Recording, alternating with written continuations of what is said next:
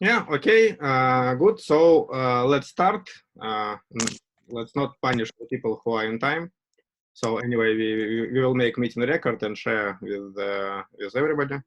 So I think Shanavas also joined it with very funny picture.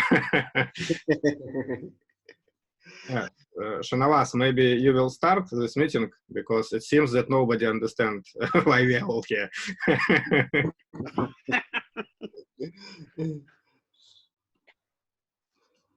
So let us wait for a few more minutes. Somebody's joining more. No, let's start. I think so. We have anyway record. So yes.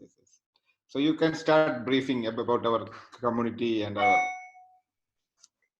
Yeah, okay, so as I understand, we have today Simon, who will moderate the session, Shanavas, who is the founder of the idea to create some aggregator owned by restaurant owners.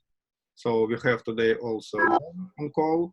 As I understood, you are from Motus company, which is about delivery and all this stuff. So I think we will share some ideas how it could be managed. And we have also today Anurag from Indian Restaurant Association.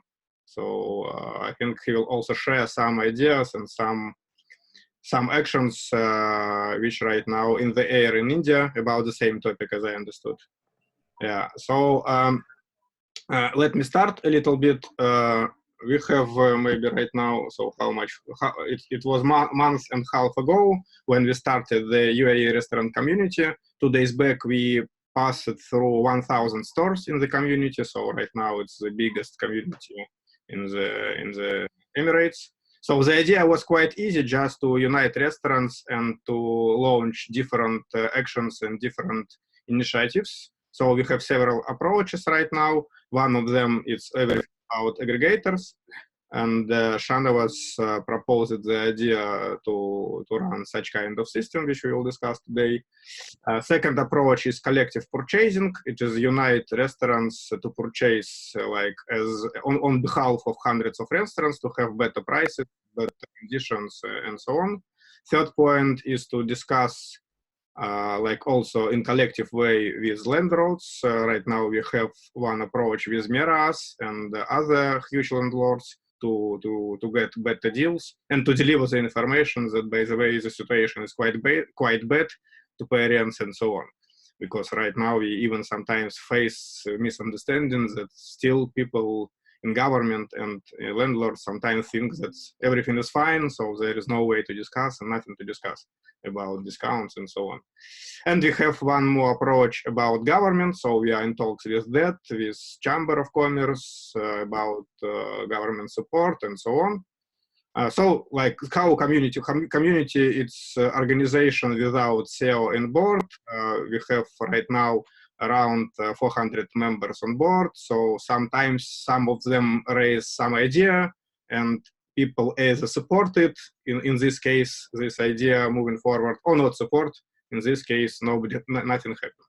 So how everything is working. The most popular idea right now, which was born in community, it's Shanava's idea of aggregator with the shares which will be transferred to restaurants on some conditions. So it will be like clone of any current aggregator, but like non-profitable. And the main idea, as I understand, is the change business model, because aggregators' business model is to spend tons of money in user acquisition and then to deliver food from restaurants. So the new idea is not to spend this money, just to take small fee, just to cover expenses and make customer acquisition through restaurant databases, through social networks of restaurant owners, through physical stores, and so on. So that's the main idea. So it's another business model. It seems that if several thousands of restaurants will support it, this will help. So like today, Shana was collected all of us to discuss this idea. Let's start. So I think that's it from my side. Fantastic. Well, thank you, Leo, for giving us a bit of a taster and an introduction into exactly what the the UAE restaurant community is. Leo, if you don't mind, perhaps we can go back to you just for one question quickly. There's a few people already asking about Mira. Obviously, you guys are a separate organisation. Maybe if you could just explain to people why you're separate and if you're working together or speaking with them. So we are quite similar organizations, and like 30% of our members are at the same way inside Mira. So it's one big family. And even, by the way, some companies, like people, like, for example, CEO is in Mira, CFO is in our board. So we are working together. We have, I think, the same goals. So maybe the way of works are different and the priorities are different, because like this aggregators topic is hot topic inside our community, but as I understand, Mira is more focused right now on government things and so on. So, but in general, yes, we are quite similar. We are discussing the alliance and how we are going to merge in future, because the idea came in 2 minds in one time. It was really maybe two days difference. So, and it's developed in parallel. Yeah, but so for sure we are in touch, very close to Mira, and even we already did some actions all together, some letters, some other things, and so on. Thank you for that, Leo. And hopefully that gives a bit of an understanding as to the two organisations. Yes, they are separate, but working for a common goal and hoping to achieve the same things for everyone across the industry. And now, brilliantly, we are joined here today by Anurag Katia, the President of the National Restaurant Association of India. And I think he wants to discuss with us and tell us about how the industry needs to become self-reliant and reduce its dependence on the aggregators, who, as he says, have become new age digital landlords. Anurag, if you could please kind of expand on that and give us your thoughts. Yeah, thank you. Thank you, first of all, for having me here. So I'll tell you, I mean, to my basic understanding, an e-commerce is nothing but a platform, a digital platform where anybody and everybody can come, sell, and buy. You know, it's a platform where buyers and sellers come together to do commerce. But what has happened over last few years is that these digital platforms have become like digital landlords who are controlling every aspect of the trade. And they are deciding who can get onto the platform. They are deciding the rate at which they will charge for getting people. There is also bundling up of services. I don't know about UAE, but here, for example, if you don't agree to take the delivery logistic services of these aggregators, you are not even allowed an entry onto the platform. Now, this goes against the basic grain of what I call e-commerce. E-commerce is supposed to make things easier and very open without any boundaries. But what these guys have done is just the opposite. Now, what is it doing for the industry? I feel there are few issues which are very, very critical. Number one, I think the biggest pain that we are facing is in terms of the platform-driven discounts. Now, these fellows in their mad pursuit to get larger market share are peddling discount as the only way to build the market, which is absolutely a rubbish narrative, if you ask me. I mean, people don't buy discounts, people buy good products. But this is the narrative that has been peddled over a period of time. Now, the second thing on this front with the aggregators is the commission rates. I mean, they keep varying. I remember when Zomato first came into India, we were working at 6% commission. Now, probably they have gone up 4-folds. They are probably working at 23, 24%. Now, that doesn't remain a commission. That's almost like a damn partnership. It's no more a commission. Now, businesses cannot afford. I mean, people who are in the food and beverage business will easily understand that if you give that kind of a commission, then you cannot survive. Now, the third and a very big issue that we have is vis-a-vis the data of the people. Now, in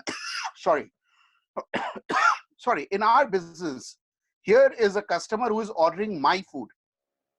You know, it's a transaction between him and me. But who is owning the customer data is the aggregator, who is nothing more than a facilitator. It's like saying that the owners don't have the right over the consumer. It is the brokers who will have the right. Now, you know, data is very, very important in today's context. And these are very, very unfair situations that we are subjected to. Not only that, a few aggregators use our own data to create private brands, and with those brands, they obviously have very massive benefit over us, because their own platform, their own product, which is based out of the data of yours and mine.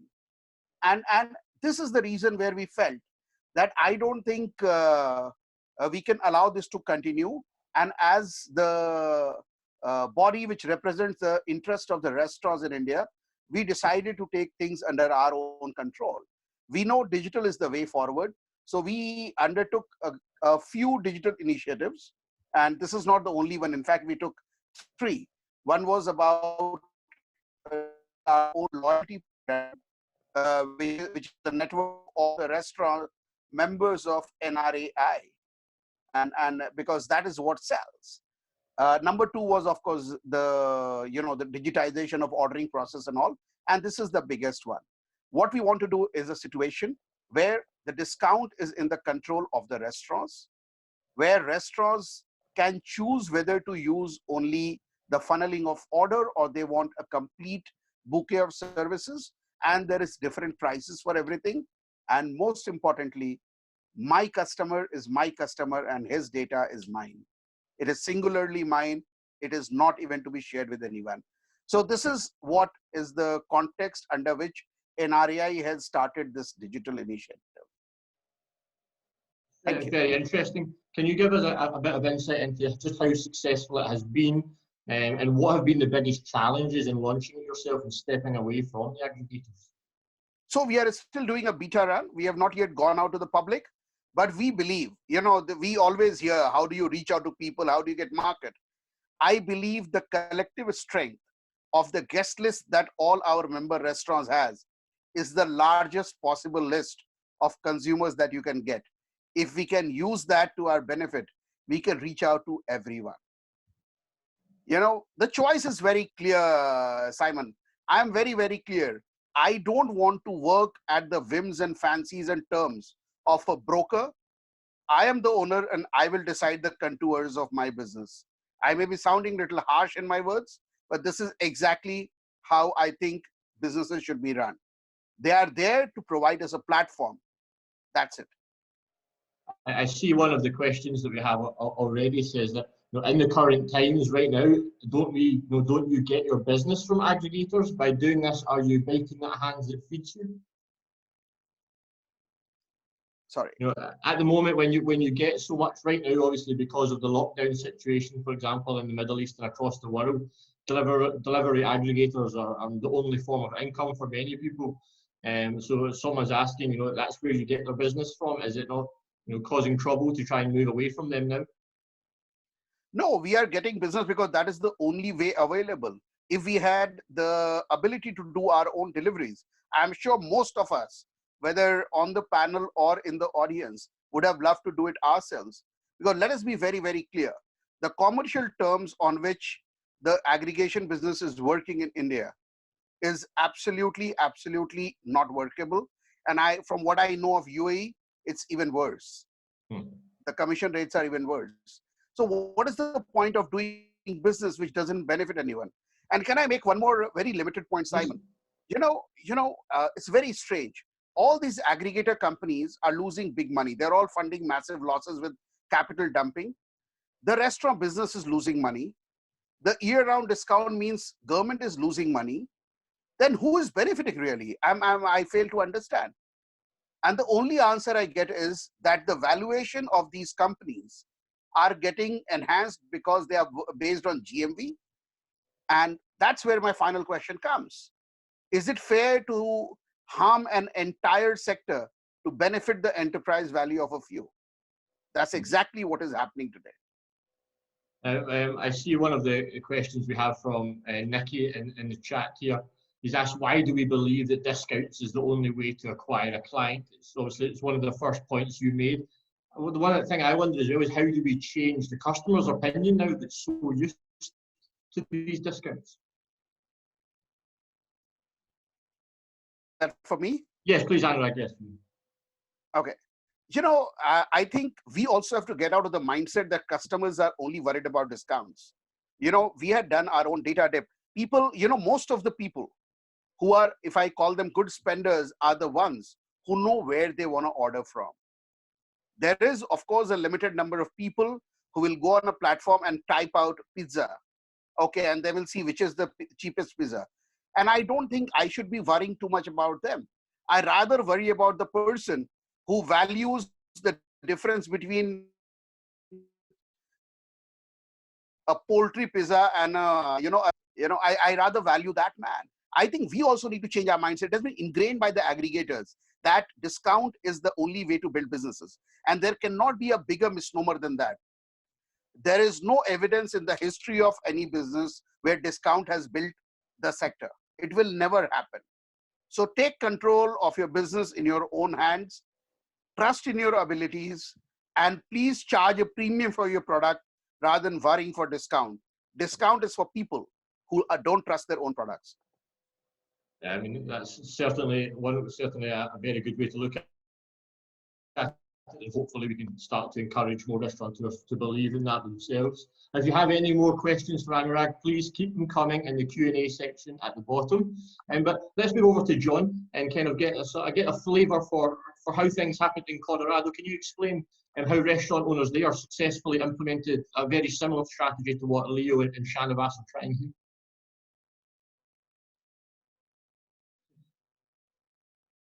Sorry, can you hear me now? Yes, John. Okay. Thank you. And unfortunately, Anurag basically gave the first half of my presentation. So that means I won't talk as long and you can ask more questions.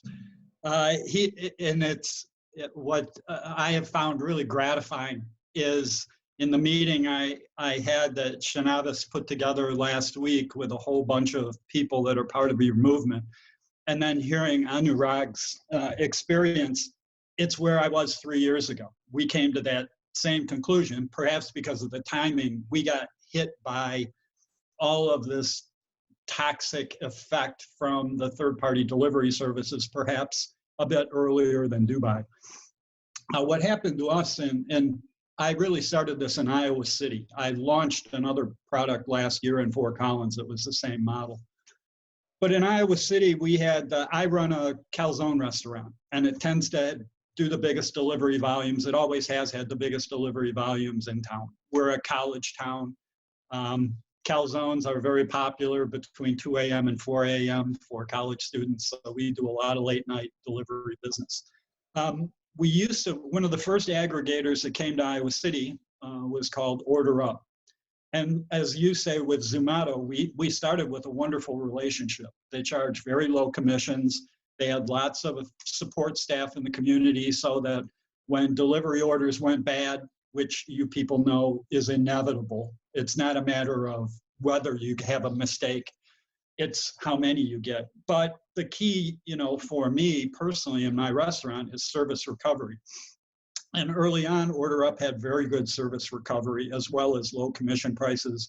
I knew the person that was running the service. It was great.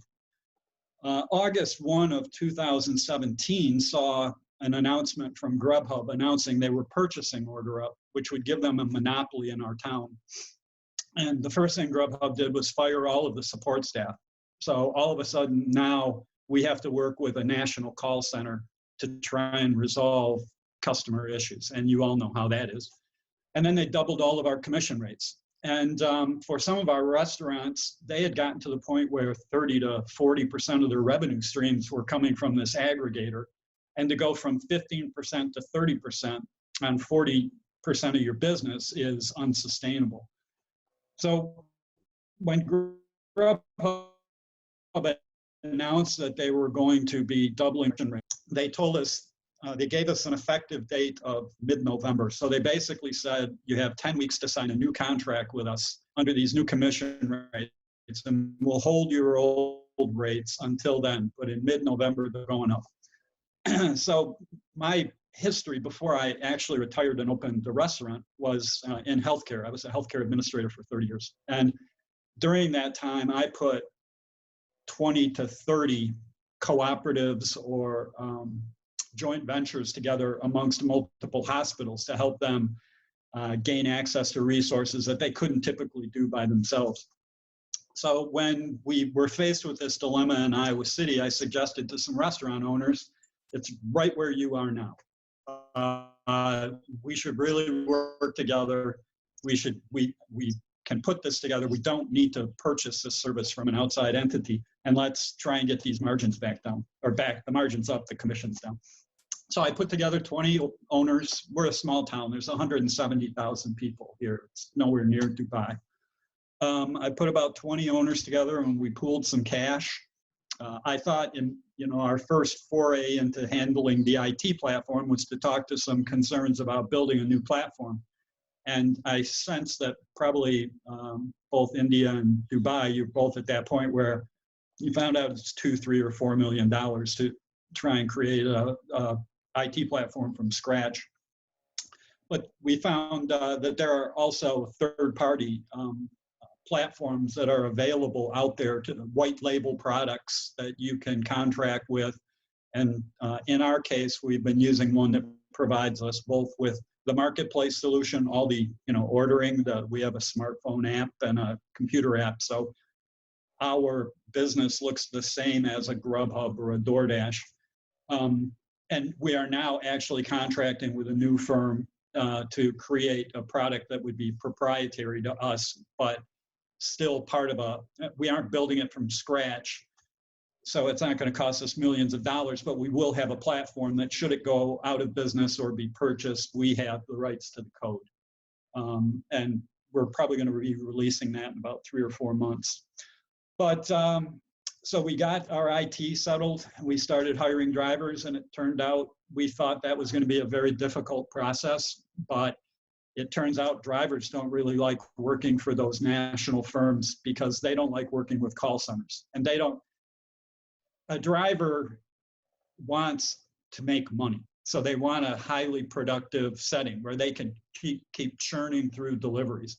When they run into customer service issues and they've got to deal with it with a call center that will frequently put them on hold for 10 or 15 minutes, it's slowing down their process. It's creating bad experiences for customers when they finally do get a product for them. So really, the drivers don't like working for those services. So they're actually much easier to get than you might think they are. We then formed our company, started getting ready for a soft opening, which we did in about October of 2017. And then we did our grand opening the day before our contracts needed to be re-signed with Grubhub. In our first year, we did 108,000 deliveries to 16,000 unique individuals. So in a town of 170,000, getting 10% of that population was pretty good in the first year.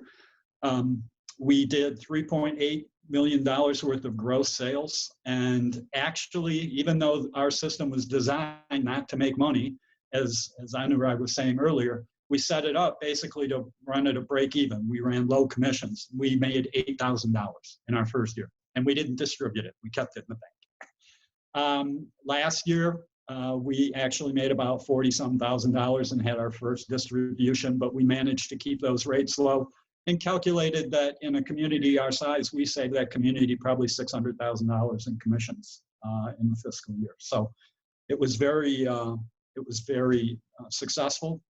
We get great customer feedback, and the community views us as their local cooperative. They know that we're owned by the local restaurants. So, you were having some questions before about whether you discount your products. The year-round residents embrace us as their own, almost like a public utility. It's the critical infrastructure in town to support their favorite restaurants' delivery services. The Grubhubs and DoorDashes tend to get the more price-conscious, the ones that are chasing a deal, and they typically have the national brands, the McDonald's and Burger King and Taco Bell and whatever you have there.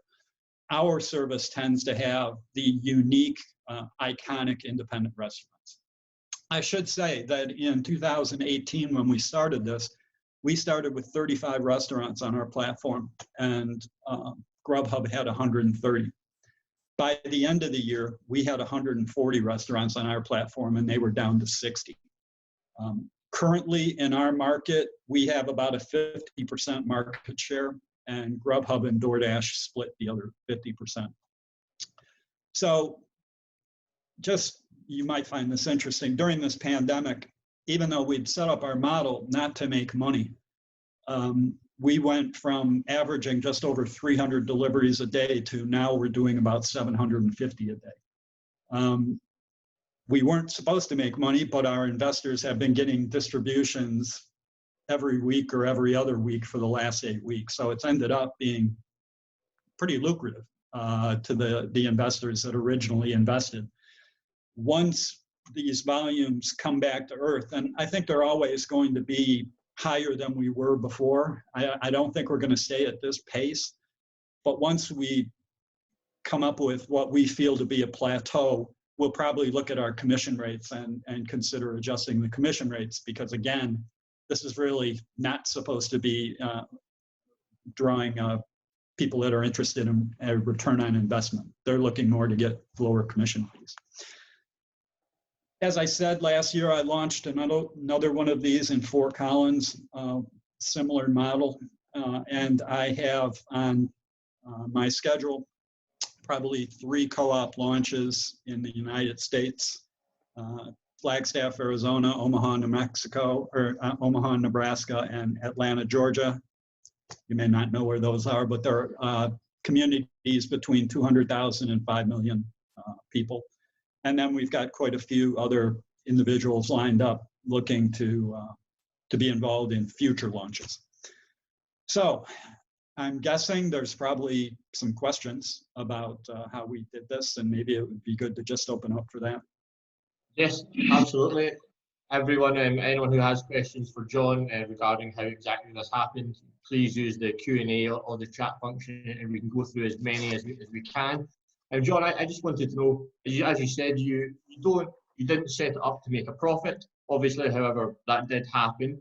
But just by taking away the money given to the aggregators, just how positive, how much of a difference has being your own provider made for your business and for your bottom line? We've had some, I should say, of those 140 restaurants, probably 70 never did delivery until we started our aggregator, because they never trusted the Grubhubs and DoorDashes.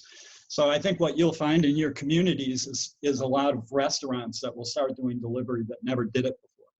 And in some of these cases, some of these people have managed to see really significant increases, 30 and 40% of their sales, by starting to offer delivery where they didn't do it before. So it's been a very positive experience. The restaurant owners like it, and the community likes us. We are known for our customer service. You may be going into this with the principal motive to reduce your commissions, but one of the best things that comes out of this is that you aren't handing your products to some stranger and trusting them to be your representative when they deliver it to your customers. You've got drivers, and our drivers operate as extensions of the restaurant. They aren't drivers for our delivery service. They know when they come on, they're representing the restaurants, and they're trained to deal with customer service issues the way restaurants want those customer service issues to be dealt with. You all know what Grubhub and DoorDash do when an order goes bad at 10 or 11 o'clock at night. The restaurants never find out about it. They tell the customer it's the restaurant's fault. They refund the order, and the next morning you have to check your transaction reports to see if you had any orders go bad the prior night. At that point, there's nothing you can do about it from a service recovery standpoint. You know, one of the best things that the system does is it gives you back that control over the service side and the ability to recover bad customer experiences real time. And the customers like that too. At 10 o'clock at night, if they've been waiting an hour and a half for their food, they don't view having their order refunded as a solution to a problem. They are very hungry. They want that food. And so our model allows us to intervene and try and make right on that order, get some food in them, and then we can, discount it or give it away or give them a coupon for future purchase or whatever. We've got questions pouring in for you, John.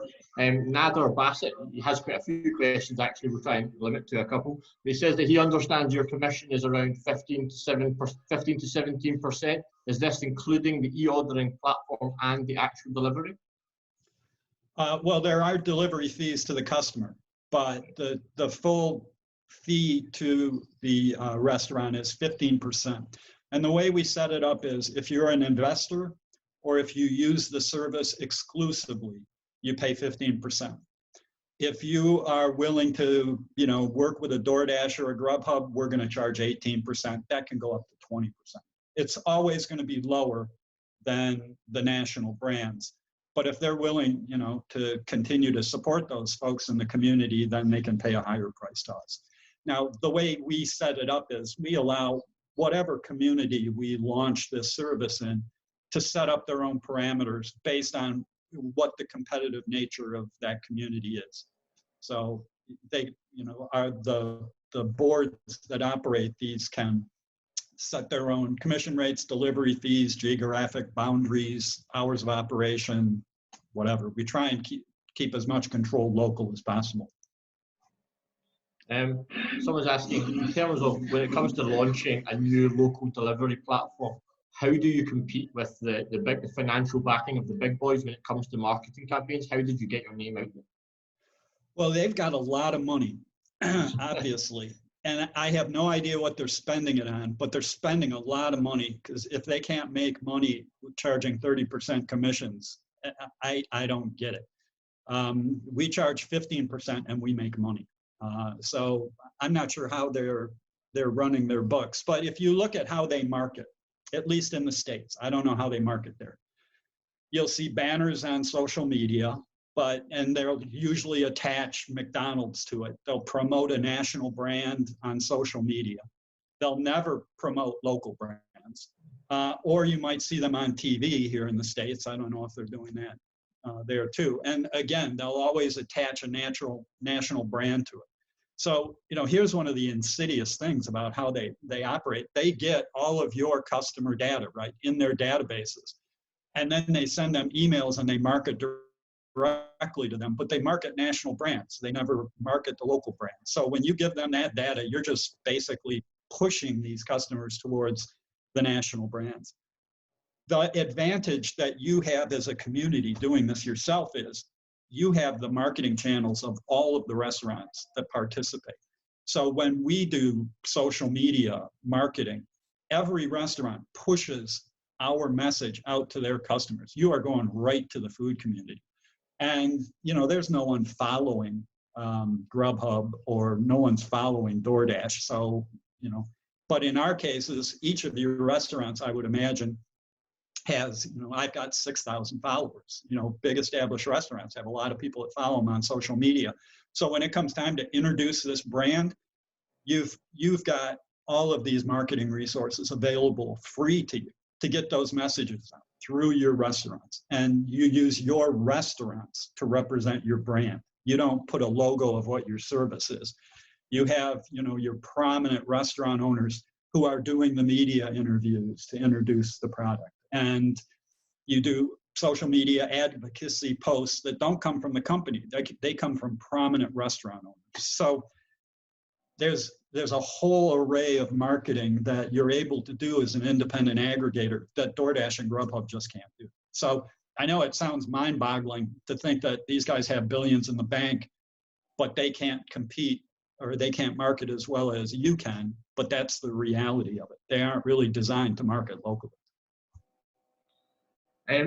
One of the things we've heard a lot about here recently is Zomato charging people to promote their restaurants to get higher up. For example, someone's asking, do you charge for marketing in your platform? Oh, no. We operate like a co-op.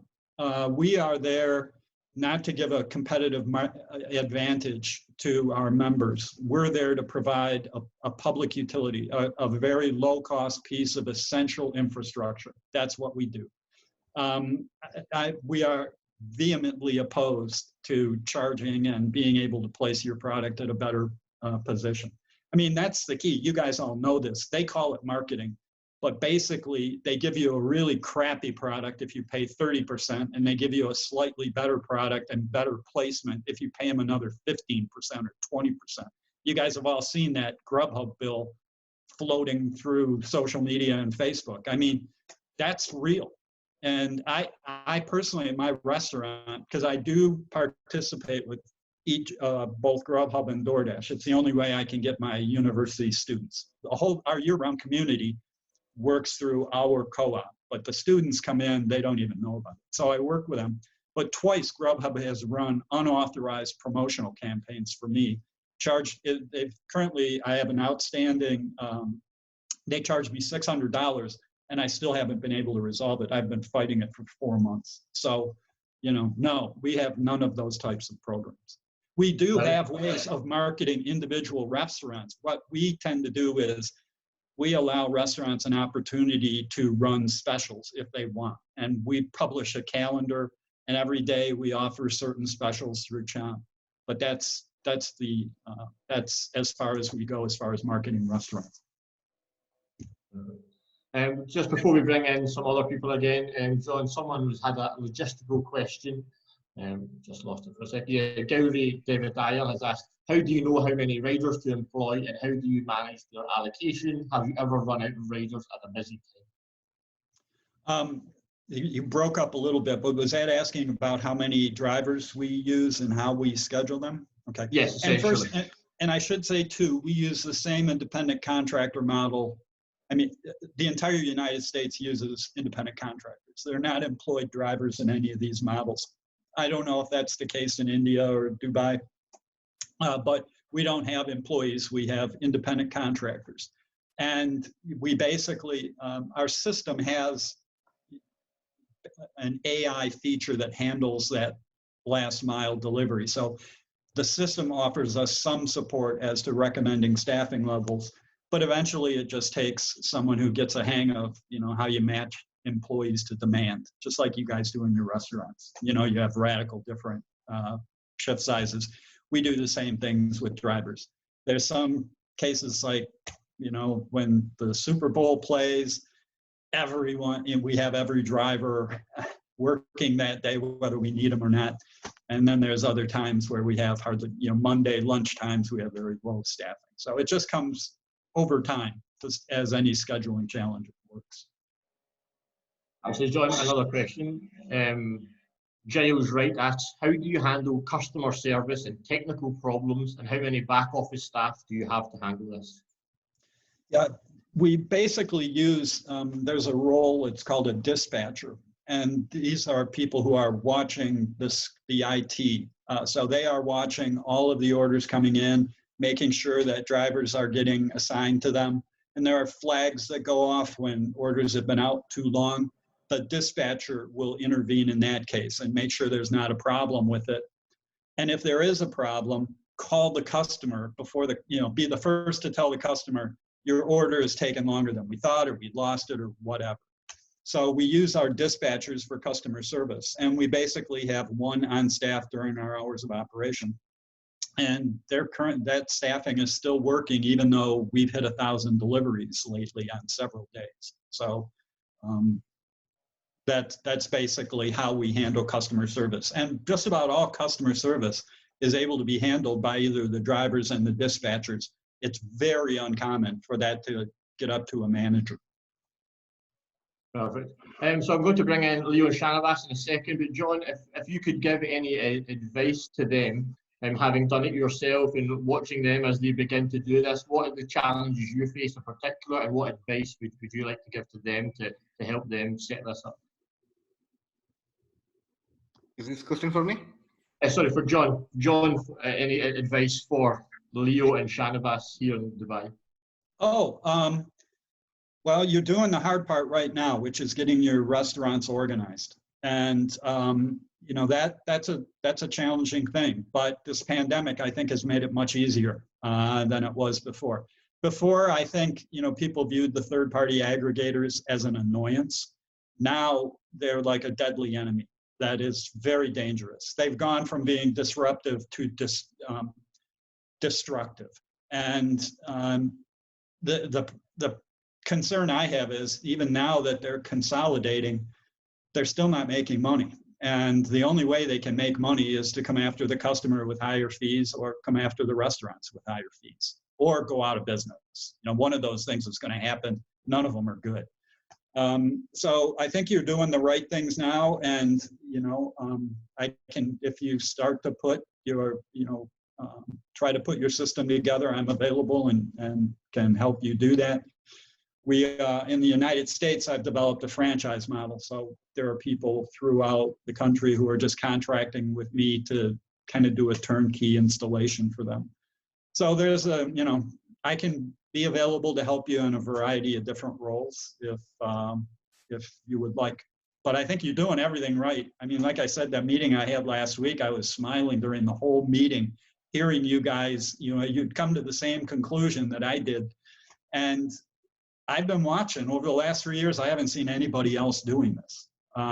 So I think it's just recently that the light bulb is going off and people are saying, why am I hurting my business like this? I mean, why am I working with Grubhub and DoorDash? It's becoming an easier decision for a restaurant owner to make. Thanks, John. Anurag, if I could bring you back in for now. Can you tell us a bit about the Race to Restaurants, please? Sorry, I missed that. Sorry. Can you tell us a bit about Race to Restaurants in India? Sorry, you're barely audible. Hello. Can you hear me, Anurag? Yes, I can hear you. Can you tell us a little bit about Race to Restaurants? Yes. So, and what you've been doing with that in India? So I'll tell you, I mean, if I look at the sheer numbers from what John was saying, we are looking at, maybe 500,000 restaurants in India. And of course, we will not put everybody on the pedestal on day one. We'll probably start with one city and move to another city and so on and so forth. But still, you have to understand the size is very different. A city like Delhi has probably a population of 2.5 million, 25 million. You know, so it's massive numbers that we are talking about. Yeah, I mean, obviously with John doing it on a smaller scale originally to start off, how do you foresee managing to scale it up in India, and how could that apply to Dubai as well? So, you know, what we have done is we are not trying to develop anything ourselves.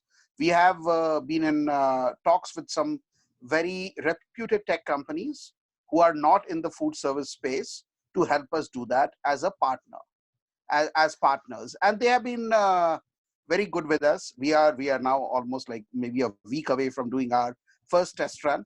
The numbers are so massive that we thought it is better that we do it with somebody who has the domain expertise. We are just like how I tell, the aggregators are all tech people. They don't know how to run restaurants. Similarly, we are restaurants. We don't know how to run tech companies.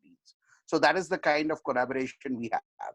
But the terms of engagements are set by us. We are setting the terms of engagement, and that, whether it is with these people or with the restaurant partners, it will not be a very easy cakewalk, so to say. We are not expecting it, but I am very confident about one thing, Simon. This is the only way out. If you think you can make these aggregators change their mind, I think at best you can call it a wishful thinking. And if you think that you can make money with those terms, well, it's more than wishful thinking. So I think this is the only way out. So rather than questioning what will we do to counter them, I look at it very differently. We need to do this, and we'll do everything that it takes to make it happen. As simple as that. I don't have an option about it. And you have to realize one thing. Every restaurateur who is listening in right now, please understand, a consumer buys your product. You know, they are your customers buying your product. So please understand the premium spacing that you occupy in the minds of the consumers. They are just mediums. They are agents who deliver your food to them. They get their orders to you. They cannot become more prominent than the buyer and seller. As simple as that. And to bring in Leo and Shanavas and to talk about the local the local plan, as someone said, with a community of 200 restaurants, a platform like that is much more manageable. What is their plan to market it with 10,000 restaurants? How can you keep all the stakeholders and keep everyone happy?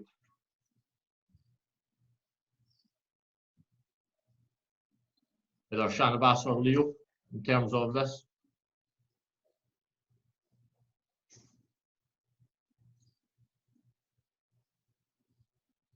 Leo, you said in terms of bringing this into Dubai, in terms of scaling it up into such a big market, how do you think it will work? Yes. Actually, what Mr. Anurag said, we want to follow the same thing because we are not able to make any profitability or any existence with this present aggregator cost. So we have to make our own platform and we have to reach the people. That is only the solution we are facing. We are looking forward now. So we take the advices from Mr. Anurag and John and who have expertise, and we are in touch with the tech company how to build the application, and it's almost done. We hope it in a week of time the application will be online, and we will go all the way like a web or all the methods like the aggregator do. We will have a website, we will have a aggregator application, we will integrate with the social media platforms, all the possible ways we will do to stand on ourselves. Fantastic. And in terms of reaching out to the local UAE restaurant community and to restaurants out there to get on board, how are you reaching out? How can they reach out to you and be part of this? Yes. In a day or other, all the restaurants has to come in this platform if they wish to, sustain and they wish to continue their business. As Mr. John said, we don't expect all will come in a day, but in future, if for their betterment, they have to be with us. And this is not a third-party aggregator. This will be owned and operated by all the restaurants. And as Mr. Anurag said, the customer is our buyers, and we will reach to the customers. In terms of John, if I could bring you back in, someone mentioned if with the profits that you make, said, do they go back to restaurants? Do they get reinvested in the app? What do you do with the profits that you make, John? Well, we've just started making profits, so we don't have a plan on it. Like I said, right now, we're just doing distributions to the investors of the excess cash because we don't know how long it's going to operate at that level. We have what we keep in working capital, but like I said, we're making far more money than we ever expected to on this. So we will be, when we're done, considering redoing all of our rate structures once we determine what our new model is running at. And I saw a question earlier, someone was wondering how our commission structure works. We do not charge 15% on the entire bill. We charge 15% on the food and beverage component of the bill. And well, to come to what's one of the questions we have now is asking in terms of this new application from the UAE Restaurants Community, how much will you be charging for commissions? We will be charging 2% of check commission only for using the aggregator application. So the bank charges will be extra. So we believe that 2% will be enough to manage the application. And for the last mile, it will be 14 to 15%. So it won't go more than 18% to the restaurant. So we can save at least 17% from the present cost.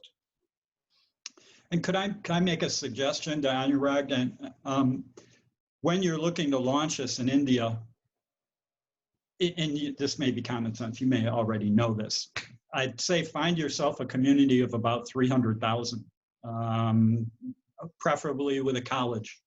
That would, I think, be the ideal demographics to trial it and get it up and running. When you get into a community like Dubai, I'm looking at Atlanta. Atlanta has 6 million people in it here in the States.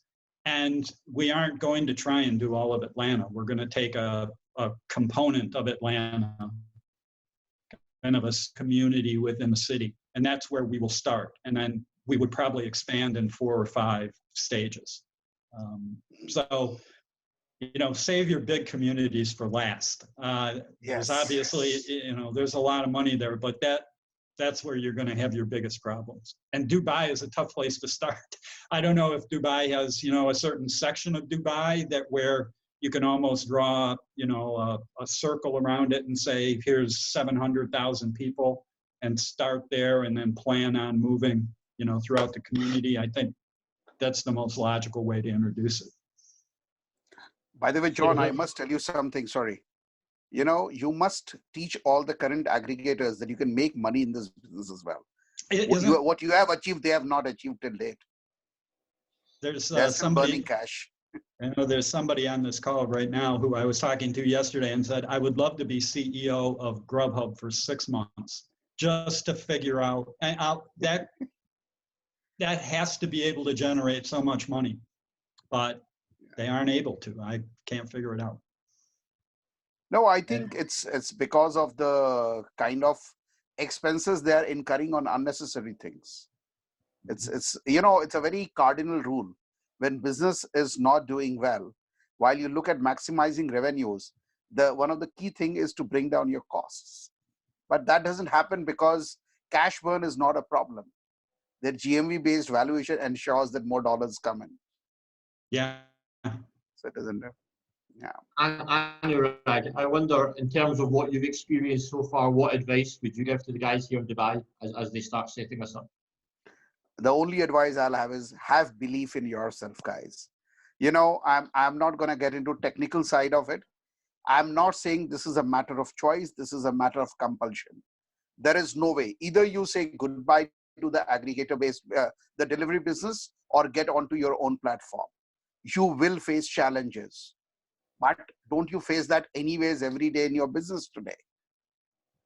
If you go with a very clear attitude, this can be done and we have to make it work. We are all intelligent enough to make it work. Have that conviction, have that belief in your own abilities. Please don't compare yourself to the aggregators, because then you will start thinking on those lines. Cash burn is fine. You need, without discounts, you can't run businesses. These are all absolutely rubbish narratives, false narratives, which needs to be discounted. Think positive. It's very simple. This is what my business can afford to do. And how do I fit things into this? It's as simple as that. It's budgeting. Shanavas, lots of interest in the app, which is a fantastic sign. Someone's asking, how will you manage the app? Who will do the marketing, staffing, and logistics? But we will follow the other countries did. We will be there in social media. This 200 restaurants they will market, because there are customers. We will, each restaurant will market through our social media, our Facebook pages. We will do all the campaigns to reach the people. And Simon, can I just come in for a second on this one? Another thing, please understand, when people are talking of marketing, what is the biggest strength that these aggregators have? They have your data. They have your data. And what are they selling? They are selling discounts, which is again funded by you. What is so difficult about this marketing? It's your own data, and you are funding that marketing activity, but somebody else is getting the credit for it. Just look at things in very simple silos. It's not a rocket science. Marketing is all about reaching out to the mind spaces of people. You have their contact details. It's not so difficult to reach them. You're right. I find I have to stress that so many restaurant owners just seem to willingly give away their customers. They don't realize, they've worked for years developing that relationship. And it's important when I'll ask restaurant owners what they consider to be their most valuable asset. And it's usually their equipment or their bricks and mortar, but it's really that customer data. That's your business. That's your history. And they are the restaurant's customers. They forget that. And, they've been taken away by these national third parties. And I don't know, in UAE or India, are they starting to develop ghost kitchens? Oh, yeah, a whole lot of it. Whole lot of it. that's the next logical step. I mean, in here, Uber is behind, I think, the actual brand Ghost Kitchens. Well, they've got all that customer data. They're going to start doing their own Mexican, and they'll take all that community, the data in that community on Mexican. Who's selling the most of what items? What are the ingredients? They'll come up with, their own product and start marketing it against their partners. They refer to us as partners, right? Then Then they'll start marketing and competing with their partners on this database. I mean, it's a horrible situation to be in. So John, in India, there is a second, the largest aggregator is a company called Swiggy. And Swiggy has already put up its own ghost kitchen. And of course, they have the data. But you know what, what they have also done is even better. They are picking up the chefs of these quote unquote partner restaurants. So it's very easy, So I guess they also realize they can't run restaurants. So they are hiring people like us. Time for us to tell them that if you can run restaurants, we can run deliveries too. I'm curious, is there any governmental action taking place in either India or the Emirates to cap commission fees or change the practices of these third-party aggregators? So there is no move in India to cap commissions, but as far as, certain policies around e-commerce are on the anvil. Very typically, aggregator platform who is supposed to be a marketplace cannot be allowed to be a trader as well on the platform. That's a rule. It's a different story right now. They're using different loopholes to beat around that by forming another company somewhere around. But I think government is coming around very heavily. They realize that when the economy has to grow big, e-commerce is very big, and they cannot allow e-commerce to have a bottom line negative growth. That's no growth. I see. So one of the questions asked about the new app here in Dubai is in terms of, will it be for exclusive onboarding, or can restaurants continue to be on all portals? I wanted to bring in John and Anurag to get their opinions. I believe, John, you said you charge a higher commission for ones who are on multiple platforms. Is that correct? That's correct. So you think that's the way that they should go here? I think that's a policy that we have, and I think that every community needs to decide.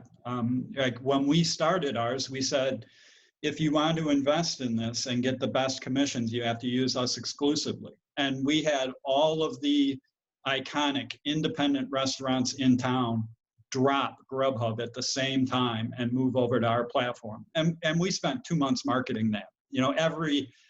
Every Grubhub delivery order had a flyer going it by the restaurant saying, as of this date, we will no longer be using Grubhub. Please take the next occasion to order from us.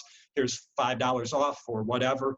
So, you can put a very significant, we've got a whole laundry list of marketing tools that we use to try and push those customers over as much as we could. And most restaurants found they could keep 80–90%. They had moved over by the time we went exclusive.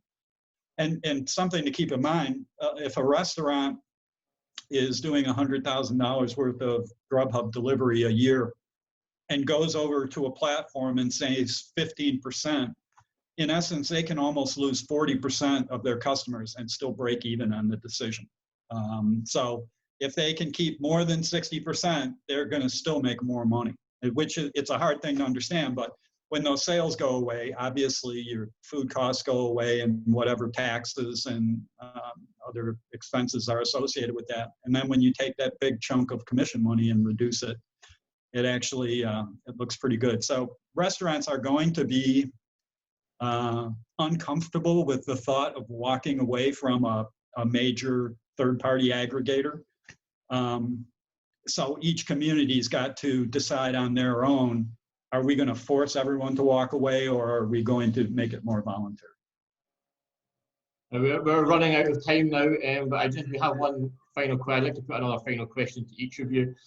John, we have one here for you from Food Shake, who asks, how much cost did John incur before he was profitable, or were you break even from day one?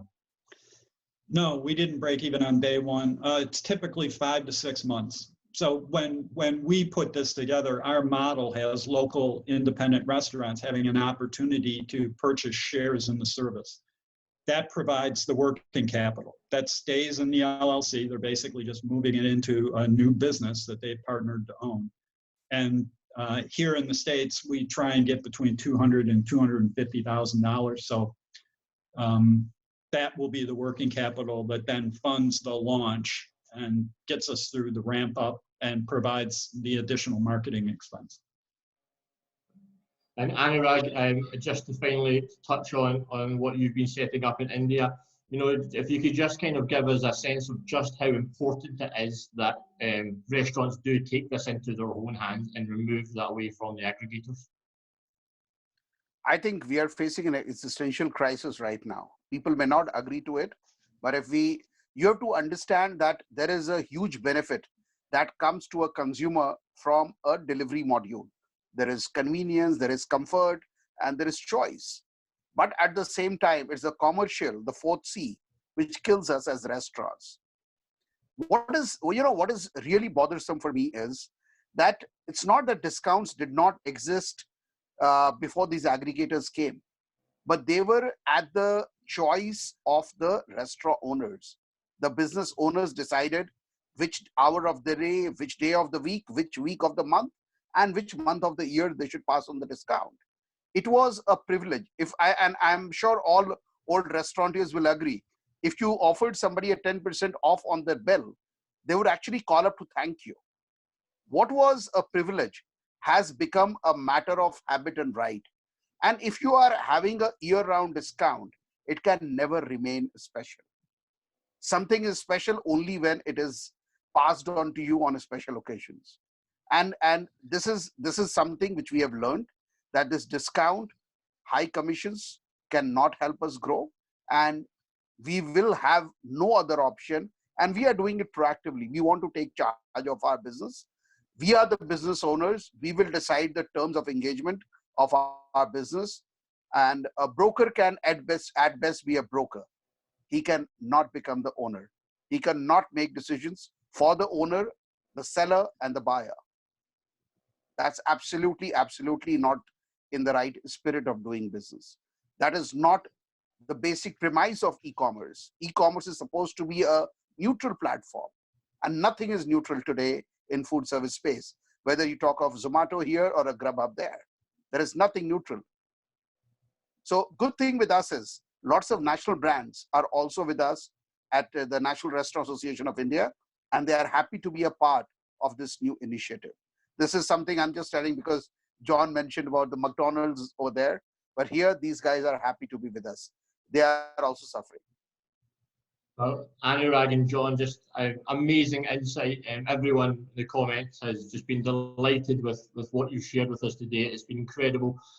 Real expert knowledge that I'm sure will come in handy in Dubai, and it's been fantastic to be part of a truly global panel here today. Again, thank you everyone for taking part and for all your questions. I'd just like to hand over to Shanavas to close up, and thank you all for letting me be a part of what was fantastic. Shanavas. Thank you, Mr. Anurag. When we approached Mr. Anurag to explain our situation in Dubai, he was very courageous and very supporting, very interesting. Also, Mr. John was very helpful all the time. He was very keen and very interested to support, especially for Mr.